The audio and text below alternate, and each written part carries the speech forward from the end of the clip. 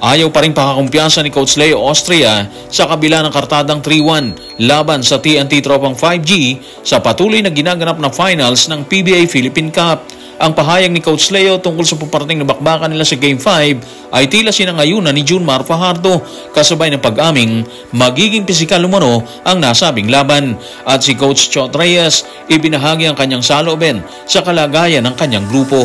Tutuwan po natin ang lahat ng yan, pero bago yan, pakisubscribe, like and share na lang muna para pareho tayong updated. Sa kabila ng 3-1 na kartada, tila anilangan at ayaw pa rin pakakumpiyansa ni Coach Leo Austria sa panayam na inilabas ng Spain. Tinura ni Coach Leo ang paghahanda ng grupo ni Coach Chot Reyes para hindi nila makuha ang kampyonato sa kasalukuyang ginaganap na pinale ng PBA Philippine Cup.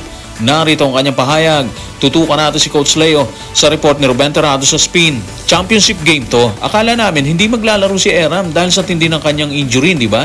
Pero naglaro siya. Tingin ko mahaba rin yung kanyang nilaro, ha?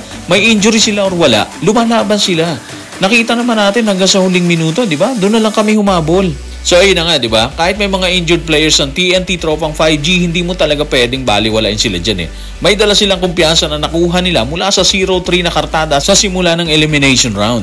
Imagine 0-3 ka sa elimination, ha? Tapos andito ka sa finals. Ibig sabihin, ganun kabigat ang team ng TNT. Partida pa, may injured players na nga sila simula pa lang ng elimination round. Kaya dito sa finals, hindi na issue yung kartada. Issue dito kung paano mo tatapusin yung laban, di ba? Mabigat kasi TNT kapag pumutok ng inaasahan nilang player na sila RR Pugoy, si Kelly Williams, si BGR at si Calvin Optana. Dagdag na rin natin si Glenn Cobuntin, di ba? Grabe depensa ang binibigay niyan kapag hindi napigilan ng SMB. So ito yung nakikita nating rason bakit ayaw pakakumpiyansa ni Coach Leo. Alam niya na kayang-kayang baliktarin ng grupo ni Coach Chot Reyes ang sitwasyon sa isang pagkakamali ng SMB. Yung mali na magagawa nila, posibleng pagsisihan nila yan.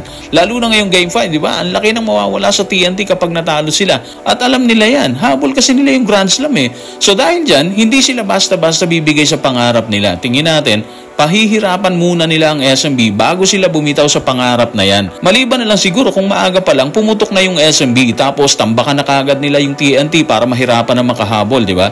Kung hindi nila magagawang tambakan ng TNT, mahirapan talaga sila dahil desidido ang grupo ni Calvin Optana na itawid sa Game 6 ang serya nila dito sa finals. Ang tila pag-aalilangan ni Coach Leo Austria ay sinigundahan ni Junmar Fajardo.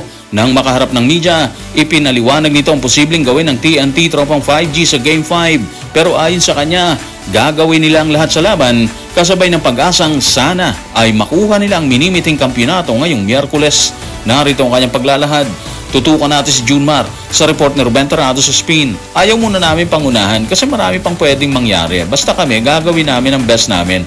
Sana makuha namin sa Wednesday. Alam naman natin kung gaano kagaling ang token text eh. Siyempre magbabounce back sila. Itatry nila ipanalo yung game pero itry din namin i-close. Gusto namin matapos yung game para makapagpahinga kami. Kapag humaba pa kasi yung series, magkakaroon ng momentum. Hindi natin alam kung ano yung mangyayari, di ba? Kung pwedeng ipanalo yung game sa Wednesday, try namin ipanalo. Hindi yun easy na game. For sure, medyo physical yun. Dapat paghandaan namin. O galing na to mismo kay Junmar Fajardo, ha? Hindi magiging madali yung laban. Pero gusto nilang isarado yung bakbakan, di ba? Alam nila na kapag nakakuha ng momentum yung TNT, delikado din sila dun eh. Baka mapurnada pa sila kahit may bentahin na sila sa kartadang 3-1. Binanggit din niya yung physicality ng bakbakan sa Game 5. Naniniwala tayo doon. Kapag kasi pinisikal sila ng TNT, gagantihan sila eh. Lalo na si Jericho Cruz. Hindi siya papauna dyan. Physical kung physical, di ba? Hindi naman tayo naniniwalang may masasaktan sa pagiging physical nila. Pero asahan na natin, nagagawin ng dalawang team ang alam nilang pwedeng gawin para makaungo sa isa't isa dito sa Game 5. Yung mga nakaraang laban, physical na sila dun eh. Pareho sila, di ba? Kaya wag na tayong magulat kung ganito rin ang mangyari sa Game 5. Naniniwala din tayo na magiging mabigat ang ilalatag na depensa ng SMB kay RR Pugoy, kay Calvin Optana at Kelly Williams. Alam kasi ng SMB na kapag sumabog muli ang mga nabanggit nating players ng TNT, may kalalagyan talaga sila dyan. Sa kabilang side, aasa din tayo na magiging malagkit din ang ilalatag na depensa ng TNT kay Junmar Fajardo, kay Don Trollano, kay Lassiter at maging kay Chris Ross, kay CJ Perez. Sakaling hindi mapigilan ng TNT yung mga binanggit nating players ng SMB, sigurado din tayo na may kalalagyan sila ngayong Game 5. In short, magiging mainit na naman ang bakbakan sakaling hindi kanselahin ni Kume Willie Marcial ang laban dahil sa baha. Habang tila ayaw pakakumpiyansa ng grupo ng SMB sa magiging resulta ng bakbakan nila ng TNT sa Game 5, Siniguro naman ni Coach Chot Reyes na lalaban sila hanggang dulo. Ano man ang maging resulta ng bakbakan. Sa panayam ng Daily Tribune, sinabi nito na patuloy lang silang lalaban.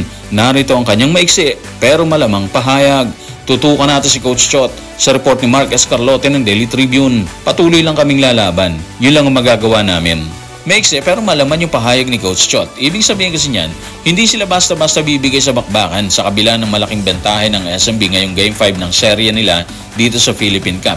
Kaya ano asahan natin dito mga ka-playoffs? Well, babalik siguro tayo sa sinabi ni Junmar. Sigurado daw na magiging physical ang laban nila. Yun na yun. Kung ano yung magiging resulta, lahat tayo blanco dyan hanggang hindi tumutunog yung final buzzer. Ulitin natin, kung mauunahan ng SMB ang TNT at kakayanin nilang i-maintain ang lead hanggang 4th quarter, posibleng sila na yan. Pero kung magkakamali sila, etong SMB at makakakita ng butas ang TNT tropang 5G, may tulog yung SMB. Of course, iiwasan ng SMB ang posibleng pagkakamali na magagawa nila. Pero bilog kasi bola eh. Hindi mo alam kung kailan mawawala sa'yo, lalo na kung mabilis ang mga kamay ng kalaban, katulad ni Chris Ross. Yun lang siguro yun. At good luck na lang siguro sa mga manonood ng live sakaling ituloy ni Commissioner Willie Marcel ang laban. Hanggang ngayon po kasi habang tinitape natin ang episode na to ng playoffs, wala pang announcement ang pamunuan ng PBA kung kanselado na yung laban ng TNT tropang 5G at San Miguel Beermen sa Game 5. So guys, maraming salamat.